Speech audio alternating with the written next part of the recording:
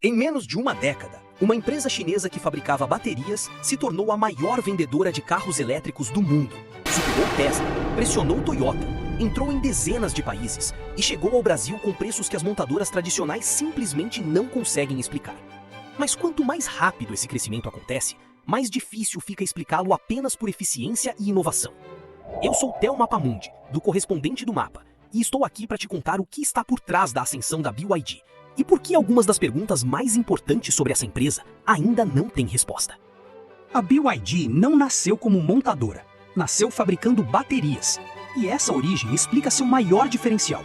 Enquanto outras montadoras dependem de fornecedores externos para baterias, motores, semicondutores e software, a BYD produz tudo internamente.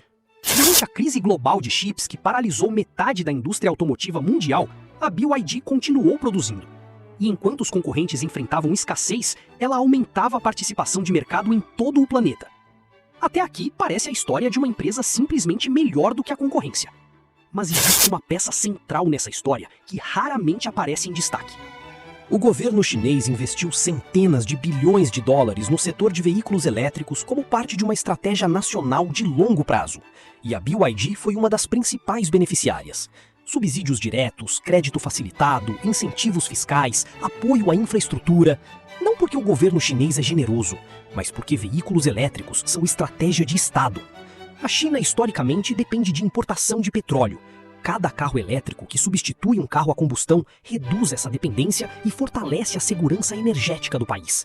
Ao mesmo tempo, o setor automotivo tradicional sempre foi dominado por empresas europeias, japonesas e americanas. Entrar nesse mercado pelo caminho convencional seria impossível. O setor elétrico, ainda em formação, abriu uma janela que a China decidiu cruzar com um investimento massivo desde o início. Nesse contexto, a BYD não é apenas uma empresa, é uma peça de uma estratégia muito maior. E aqui está o ponto que começa a incomodar.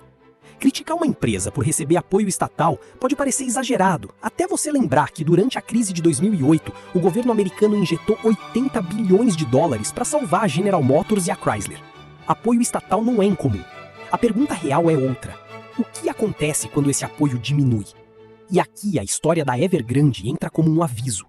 A Evergrande foi durante anos o símbolo do crescimento econômico chinês, a maior incorporadora do país. Projetos em todo o território, milhões de empregos, cifras gigantescas e o apoio implícito do Estado.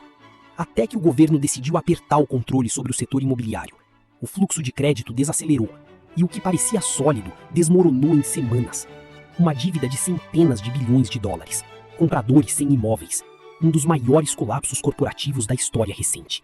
Os setores são diferentes, mas a lógica que sustenta o crescimento é parecida.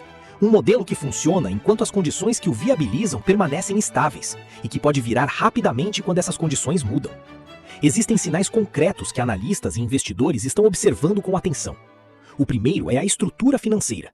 A dívida oficial da BYD está nos relatórios, mas parte significativa das obrigações não aparece como dívida tradicional. Em vez de pagar fornecedores nos prazos convencionais de 50 a 60 dias, como é padrão na indústria automotiva, a BYD estende esses pagamentos por períodos que chegam a mais de 9 meses. Na prática, os fornecedores estão financiando a operação sem receber imediatamente. Enquanto o fluxo continua, o modelo se sustenta. Mas quando esse ciclo desacelera, o efeito pode se inverter rapidamente. O segundo sinal são as vendas. Há relatos de práticas em que veículos são contabilizados como vendidos, mesmo sem comprador final efetivo, registrados em nome de empresas da própria rede de distribuição, indo diretamente para o mercado de usados. Essa estratégia pode inflar os números no curto prazo, criando a impressão de que a demanda é mais forte do que realmente é. E imagens de grandes áreas com milhares de veículos parados, estoques acumulados nas concessionárias e tempo médio de venda acima do saudável reforçam essa dúvida. O terceiro sinal é o ambiente externo. O próprio governo chinês começou a ajustar os incentivos ao setor elétrico. Reduções nos subsídios ao consumidor, sinais de preocupação com a guerra de preços entre montadoras. O cenário não é mais o mesmo de 5 anos atrás. E para quem comprou ou está pensando em comprar um carro da BYD, existe uma questão muito prática nessa história. Um carro não é apenas a compra inicial. É manutenção contínua, reposição de peças, atualizações, assistência técnica. Tudo isso depende de uma empresa estável no longo prazo. Se a operação de uma montadora em determinado mercado desacelera ou muda de prioridade, o primeiro impacto aparece exatamente nesses pontos. Peças que demoram mais para chegar, assistência mais limitada e valor de revenda que começa a oscilar conforme a confiança no mercado oscila. E isso levanta uma pergunta que o mercado ainda não conseguiu responder. Estamos acompanhando a ascensão de um novo padrão da indústria automotiva mundial?